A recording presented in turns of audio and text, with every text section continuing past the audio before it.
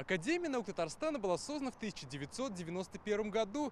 Сейчас в ее состав входит 6 научно-исследовательских институтов и 2 научных центра, которые охватывают все сферы нашей жизни. За 32 года основными достижениями Академии стали разработки для базовой отрасли Татарстана, нефтехимии, а также фундаментальные прикладные исследования в математике, механике и астрофизике. Сегодня на общем собрании значение Академии для Татарстана еще раз подчеркнул Фарид Мухаммедшин. Без ученой мысли, без таких научных подходов организовать жизнедеятельность в такой республике, как Татарстан, непросто.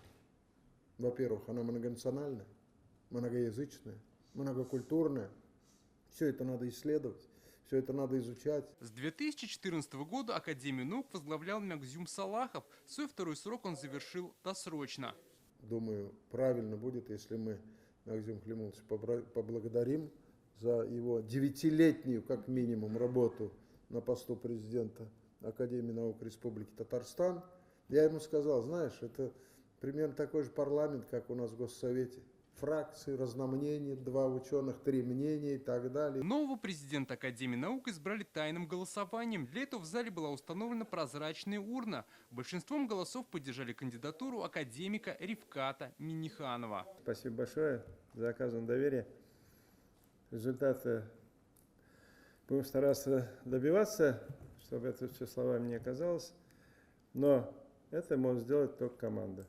Команда, начиная от Раисы Республики Татарстан и заканчивая нашими учеными, академиками, членкорами.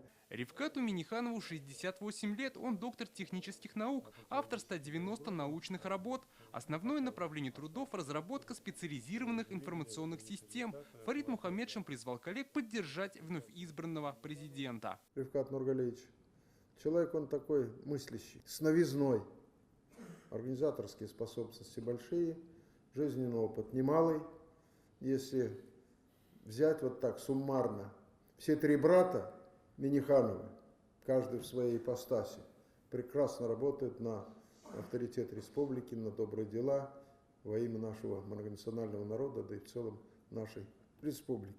Ривката Минниханова поздравили с новой должностью и отметили, с его избранием академическая мысль республики получит новое дыхание. Дмитрий Айрин, Рамзиль Гарипов, ТНВ, Казань.